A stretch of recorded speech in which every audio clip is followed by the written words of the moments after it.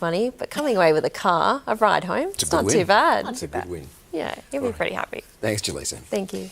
Well, a groundbreaking new treatment for advanced melanoma has just been approved for use in the United States. It uses a person's own immune cells to fight the skin cancer, and while it's not in Australia yet, there are hopes it will one day be available to treat a range of tumours.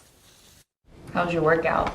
It was good. Dan Bennett's life was saved by his daughter Faith 13 years ago. I had a brown freckle on my neck, and she told me I should go get that checked out. That freckle was melanoma, a deadly form of skin cancer starting 3 years of surgery and radiation as it spread through Dan's body. Nobody can tell if something's going to move from your right armpit to your left armpit.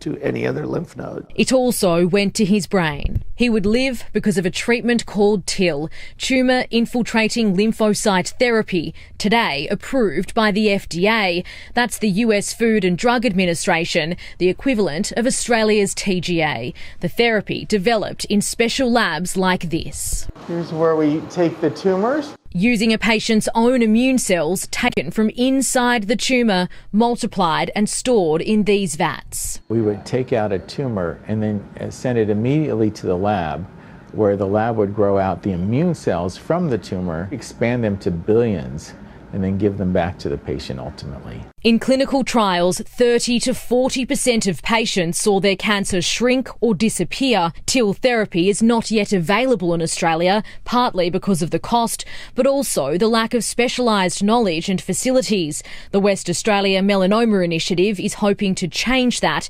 using $3.5 million in grants, providing new hope for the 17,000 Australians who are diagnosed with melanoma each year. In the United States, Marley Hogan, 7 News. Amber is back now with the forecast. Amber, what's the latest on those storms? Well, Ange, I mentioned we could see them redevelop, and a few cells have. One in particular over the Blue Mountains, with parts of Sydney expecting widespread showers in parts tomorrow. All the details are coming up next. Tonight's 7 News headlines: Vladimir Putin is facing a diplomatic storm over the death of Kremlin critic Alexei Navalny.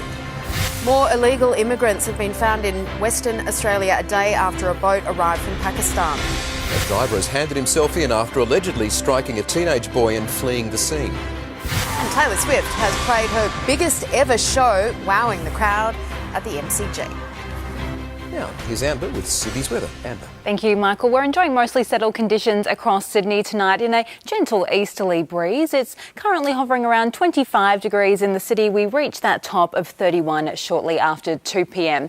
We do have storm warnings active elsewhere tonight, though. One is active for the northwestern suburbs of Sydney, with a chance those cells could deliver heavy rainfall totals and potentially some hail. Those slow-moving storms are being triggered by a moist and unstable air mass over the ranges. Others are developing along this trough through the southern inland this afternoon. A ridge of high pressure and a broad trough of low pressure are directing humid southeast to northeasterly winds across the state. This pattern is forecast to persist into next week, so we will see more unsettled conditions. But let's take a look around the capital tomorrow. Brisbane is expecting a mostly sunny top of 30 degrees, a late shower or two possible in Canberra, possibly a storm, tops of 31. A partly cloudy 23 on the way for Melbourne, partly cloudy also in Hobart, a mostly sunny 33 degrees forecast in Adelaide, while over in the west, heatwave warnings are in place. Perth is expecting a top of 43 degrees tomorrow, with a shower or two, and 32 on the way for Darwin. Taking a look statewide, you can see those widespread showers. We should see some sunshine in parts during the morning, though. That wet weather is mostly forecast later in the day. Remaining dry at Newcastle, though, a mostly sunny 30 degrees is the forecast top there, on the way to 36 tomorrow at Wagga Wagga and also down at Albury. If we zoom in now on the Sydney Basin, we can see some showers developing, most likely across the outer west, as you can see here on the radar image.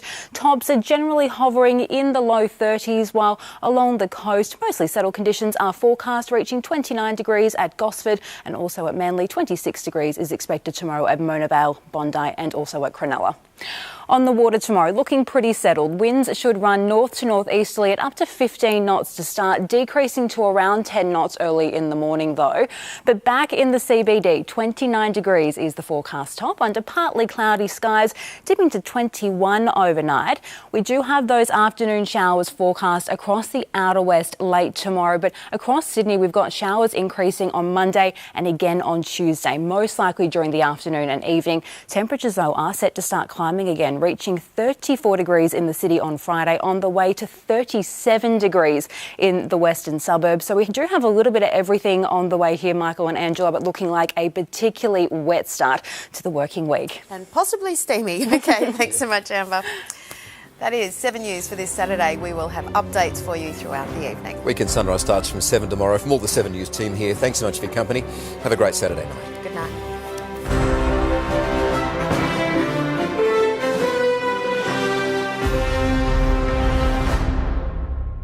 Stream 7 News anytime, live and on demand on 7 Plus. And with 7news.com.au, you'll know the news now.